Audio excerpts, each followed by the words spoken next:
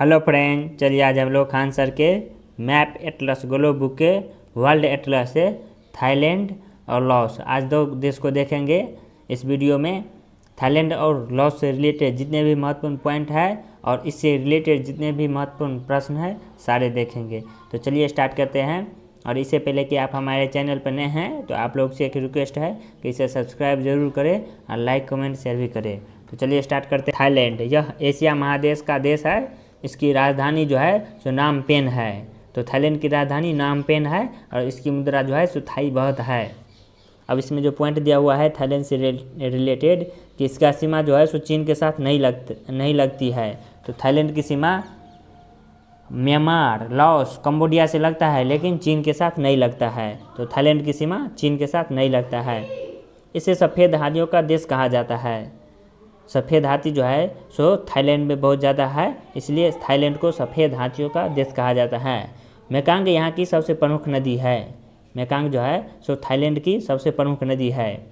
ऐसे तो मेकांग नदी जो है सो तिब्बत से आती है, उसके बाद Tibet, Myanmar, Thailand, Cambodia, Laos इतने देशों में जाती है।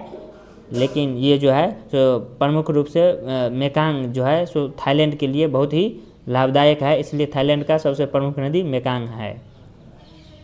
यह रबर का सबसे बड़ा उत्पादक है। तो थाईलैंड जो है सो रबर का सबसे बड़ा उत्पादक देश है। विश्व का 1/3 रबर थाईलैंड में ही इसका उत्पादन होता है। तो विश्व के 1/3 रबर का उत्पादन थाईलैंड में होता है। तो इसलिए रबर का सबसे बड़ा उत्पादक देश थाईलैंड है। नेक्स्ट है करानहर। करानहर जो है सो यह अंडमान सागर को थाईलैंड की खाड़ी से जोड़ती है। तो करानहर कहाँ है? तो यह थाईलैंड में है और यह अंडमान सागर को थाईलैंड की खाड़ी से जोड़ती है। अब थाईलैंड से रिलेटेड जितने प्रश्न दिया गया है उसको देख लेते हैं। फर्स्ट क्वेश्चन है थाईलैंड की राजधानी क्या है? तो थाईलैंड की राजधानी बैंकॉक है। थाईलैंड की मुद्रा क्या है? तो थाईलैंड की मुद्रा इसमें गलत दे दिया गया है, बात नहीं बहुत होगा, थाई बहुत। तो थाईलैंड की मुद्रा क्या है? तो थाई बहुत है। इसमें जो है सो ये बात लिख दिया गया है, गलत है। थाईलैंड की मुद्रा क्या होगा? थाई बहुत होगा। नेक्स्ट है निम्नलिखित में से कौन सा थाईलैंड के सीमावर्ती नहीं है? तो कौन सा थाईलैंड के सीमावर्ती नहीं है, यानी थाईलैंड के साथ सीमा नहीं साझा करता है? तो चीन, इससे पहले बोले थे चीन जो है सो थाईलैंड के साथ सीमा नहीं साझा करता है। लाओस, म्यांमार और कंबोडिया ये 3 देश है जो थाईलैंड के साथ सीमा साझा करता है। नेक्स्ट है सफ़ेद हाथियों का देश किसे कहा जाता है? तो थाईलैंड को सफ़ेद हाथियों का देश कहा जाता है। नेक्स्ट है निम्नलिखित नदियों में से कौन से थाईलैंड की प्रमुख नदी है? तो मेकांग नदी जो है सो थाईलैंड की प्रमुख नदी है। तो थाईलैंड एक बार फिर से यहाँ इससे प्रश्न सारे देख लेते हैं कि थाईलैंड की राजधानी नाम पेन है। थाईलैंड की मुद्रा जो है थाई बहुत है और थाईलैंड जो है सो चीन के साथ सीमा नहीं साझा करता है और यह लाओस, म्यांमार और कंबोडिया के साथ सीमा साझा करता है। और थाईलैंड को जो है सो सफ़ेद हाथियों का देश कहा जाता है और थाईलैंड की प्रमुख नदी मेकांग नदी है। अब नेक्स्ट है विश्व का लगभग 1/3 रबर का उत्पादन होता है। तो यह जो है सो थाईलैंड में ही होता है। रबर का विश्व में सर्वाधिक रबर का उत्पादन थाईलैंड में होता है। तो विश्व का 1/3 रबर का उत्पादन थाईलैंड में होता है। करानहर जोड़ता है। तो करानहर जो है सो अंडमान सागर को थाईलैंड की खाड़ी से जोड़ता है। तो करानहर किसको जोड़ता है? अंडमान सागर को थाईलैंड की खाड़ी से। अब इसके बाद जो है सो एक छोटा सा टॉपिक ये भी देख लेते हैं, फ्रेंच ईस्ट इंडिया। इसे इंडो चाइना क्षेत्र भी कहते हैं। इस फ्रेंच ईस्ट इंडिया के अंतर्गत 3 देश आता है, लाओस, कंबोडिया और वियतनाम। इस पे जो है सो फ्रांस का अधिकार था, तो इसलिए इस क्षेत्र को जो है सो फ्रेंच ईस्ट इंडिया कहा जाता है।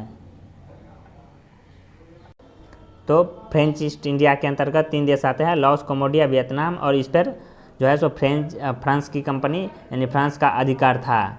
इसे इंडो चाइना क्षेत्र भी कहते हैं। अब इससे रिलेटेड प्रश्न दिया गया है कि फ्रेंच ईस्ट इंडिया पर किसका अधिकार था? तो इस पर फ्रांस का अधिकार था। फ्रेंच ईस्ट इंडिया में कुल कितने देश आते हैं? तो इसमें ऐसे ही लाओस, कंबोडिया और वियतनाम ये तीनों देश आते हैं, तो 3 आंसर हो जाएगा। नेक्स्ट है निम्नलिखित में से कौन सा देश फ्रेंच ईस्ट इंडिया में आता है। तो लाओस, कंबोडिया और वियतनाम, ये तीनों जो है सो फ्रेंच ईस्ट इंडिया में आता है। और ये एक ध्यान रखिएगा जी, लाओस जो है सो दक्षिण पूर्व एशिया का एकमात्र स्थलबद्ध देश है। ये बहुत सारे एग्जाम में पूछा गया है कि दक्षिण पूर्व एशिया का एकमात्र स्थलबद्ध यानी लैंड लॉक कंट्री कौन है, तो वह लाओस है। अब इसके बाद ये लाओस देश ही आ गया, इसको भी देख लेते हैं। तो लाओस एक स्थलबद्ध देश है और यह दक्षिण पूर्व एशिया का एकमात्र स्थलबद्ध देश है। और लाओस की राजधानी जो है सो वियतनाम है, वियतनाम है। लाओस की राजधानी वियतनाम है। अब इससे रिलेटेड प्रश्न जो दिया है कि लाओस की राजधानी क्या है, तो लाओस की राजधानी वियंतिएन है। दक्षिण पूर्व एशिया में निम्नलिखित में स्थलबद्ध देश हैं केवल, तो यह केवल लाओस है जो दक्षिण पूर्व एशिया का स्थलबद्ध देश है। नेक्स्ट है निम्नलिखित देशों में कौन फ्रेंच ईस्ट इंडिया में आता है। तो फ्रेंच ईस्ट इंडिया में थाईलैंड, मलेशिया, सिंगापुर नहीं, लाओस ही आता है। लाओस, कंबोडिया और वियतनाम जो है सो फ्रेंच ईस्ट इंडिया के अंतर्गत आता है। तो अब जो है सो लाओस और फ्रेंच ईस्ट इंडिया और जो है सो थाईलैंड देश, ये तीनों देख लिए हैं। अब इसके बाद जो है सो नेक्स्ट टॉपिक को नेक्स्ट वीडियो में देखेंगे।